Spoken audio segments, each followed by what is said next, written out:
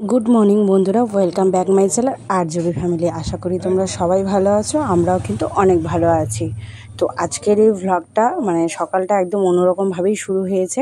এই যে গতকাল যে তোমরা দেখেছিলে যে সেরেলাকের ভিডিওটা বানিয়েছিলাম, তো তোমাদেরকে তো ওখানেই বলেছিলাম যে সেরেলাক খেয়ে মানে সেরেলাকটা না মানে ওই যে কাঠবাদামটা খেয়ে মাম্মামের যে কী পরিস্থিতি, আজকে সকাল থেকে শুধু জল বমি করেই যাচ্ছিল। এতবার জল বমি করেছে ঘরে, মানে এতবার বমি করেছে মানে ঘরটা মানে কীরকম একটা হয়ে গেছিলো। তারপরে যাই হোক অনেক সকালে উঠে অনেক বমি টমি করেছে, আর আমিও অনেক সকালে উঠেছি, সেই 8টা নাগাদ ঘুম থেকে উঠেছি। মামামও 8টা নাগাদই ঘুম থেকে উঠেছে। তারপরে বমি টমি করে ঘরের অবস্থা খুব খারাপ করে দিয়েছিল। তারপরে ওকে গ্যাসের ওষুধ খাইয়ে টাইয়ে তারপরে ওকে 11টা নাগাদ ঘুম পাড়িয়ে দিয়েছি। এখন কিন্তু 11টা নাগাদ বাজে, আর মামাম এখন ঘুমোচ্ছে। আর আমি এখন কি করলাম বলো তো, আমি এখন মামামকে ঘুম পাড়ানোর পর সকাল সকাল স্নানটা করে নিলাম। স্নান করে নিয়ে তারপরে ঠাকুর পুজো দিয়ে তারপরে হচ্ছে আমি মানে খাওয়া দাওয়া করবো। আর ঘরটাও আমি মুছেছি স্নানের পরেই। কেন বলো তো, মামাম মানে খুব তাড়াহুড়ো করে, আর 2-4 দিন থেকে এত পরিমাণে মাথা ব্যথা করছিলো, যার জন্য আমার মাথাটা খুব খুব খুব অস্বস্তি বোধ হচ্ছিলো। তাই সকাল সকাল মামাম ঘুমার সাথে সাথেই আমি আগে স্নানটা সেরে নিয়েছি। তো এই যে দেখো আমি স্নান টান করে এখন সিঁদুর টিঁদুর পরে ঠাকুর পুজো টুজো দিয়ে বাদবাকি সব কাজ আজকে স্টার্ট করব। আর সত্যি কথা বলতে কি বলো তো, বাচ্চা কাচ্চা যদি ঘরে অসুস্থ থাকে তাহলে কি কোন মার হচ্ছে মানে কোন মার স্বস্তি থাকে, তাই না? ব্যাপারটা হচ্ছে এইখানে। তো এই যে দেখো, বিশ্বাস করবে না, মামামটা জাস্ট সকাল থেকে এতবার বমি করেছে না, মানে কিছুই ভালো লাগছে না আমার। মানে হঠাৎ করেই যে এরকম একটা পরিস্থিতি হয়ে গেল।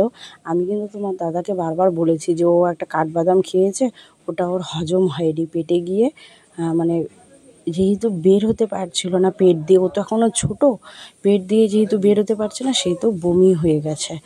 তো কয়েকবার বমি করার পরে এত শরীরটা ওরও অসুস্থ হয়ে গেছে না, শরীরটা বাচ্চাটা শুকিয়ে গেছে।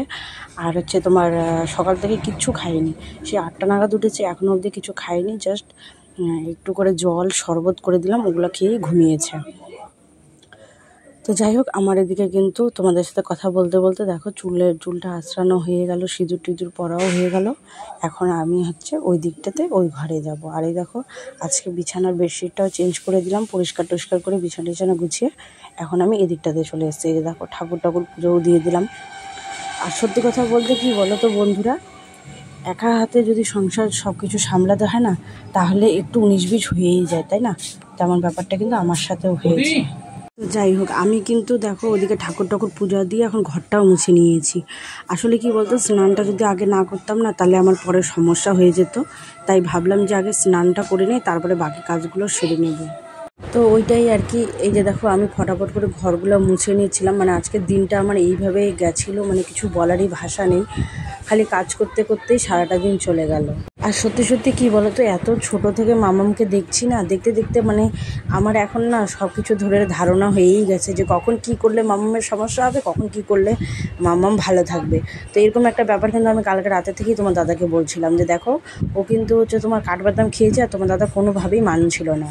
তো যাই হোক, এতটা বেলা হয়ে গেছে, ঘড়িতে 12টার কাছাকাছি বাজে, কিন্তু আমার কিন্তু এখনও অবধি কিছু আমি খাইনি। শুধু একটু জল মুখে দিয়েছিলাম, জল মুখে দিয়ে আগে সব কাজ সেরে নিয়েছি। আর মেয়েটারও শরীরটা ভালো নেই, তাই আমারও একটু মন মেজাজটা খারাপ লাগছিলো। তো ভাবলাম যে আগে ঠিক আছে, আগে চাটা বানিয়ে খেয়ে নিয়ে তারপরে রান্নাটাও বসিয়ে দেয়। তো এই যে দেখো কালকের 2টো রুটি ছিল, সেই রুটি দিয়ে ফটাফট করে চাটা খেয়ে নিচ্ছিলাম, তারপরে রান্নাটা বসিয়ে দেব, কারণ রান্নাটাও তো করতে হবে, তাই না?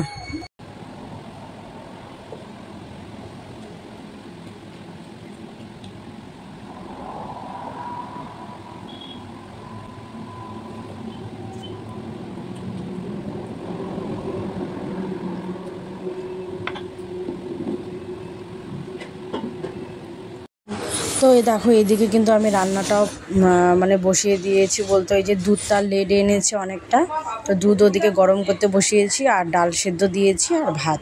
তো ডাল সিদ্ধটা কিন্তু হয়েই গেছে, আর ভাতও আমি ওদিকে বসিয়ে দিয়েছি। তো আজকে কিন্তু করব ছোলা দিয়ে কচু শাক, ডাল করব, আর হচ্ছে পটল ভাজা।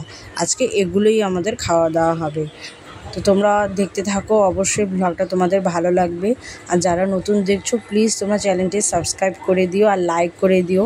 এতটা কষ্ট করে এত কিছু করছি, তোমাদের তো এতটুকু আমাকে দেখে দয়া হয়েও যদি ভালো লাগে তাহলে একটা কিন্তু লাইক করে দিও। তারপরে যাই হোক, সন্ধ্যার পরে যে ম্যাগি ঘরে এসছে, আর আকাশের পরিস্থিতি খুব ভালো নেই। এই দেখো বাইরে খুব বৃষ্টি হচ্ছে। তো যতই বৃষ্টি হোক আমাদের মায়েদের তো সংসারের কাজ করতেই হবে। যাই হোক, মাম্মাম এখন আগের থেকে অনেকটা ভালো আছে। আর দুপুরের পরে পটি করার পরে ওর সমস্ত বাদাম বেরিয়ে এসে এখনও অনেকটা ভালো আছে। তো এইদিকে এই দেখো মাম্মাম রান্না করে খেলাখেলি করছে। তো যাই হোক, আজকের ব্লগটা তোমরা কিন্তু অবশ্যই কমেন্টস করো কেমন লাগছে। আর আরেকটা কথা বলি তোমাদেরকে, অবশ্যই কিন্তু তোমরা আমার পাশে থেকেও আমাকে হেল্প করো যাতে আমি এগিয়ে যেতে পারি, ঠিক আছে বন্ধুরা? অবশ্যই কিন্তু তোমরা আমার পাশে থাকবে, তোমাদেরকে ছাড়া আমি অসম্পূর্ণ। আর আমি চাই যে খুব তাড়াতাড়ি আমার এই ফ্যামিলিটা অনেক বড় আকার ধারণ করুক। এই জন্যে তোমাদের কাছে আমার মানে এটা ছোট্ট রিকোয়েস্ট বলতে পারো।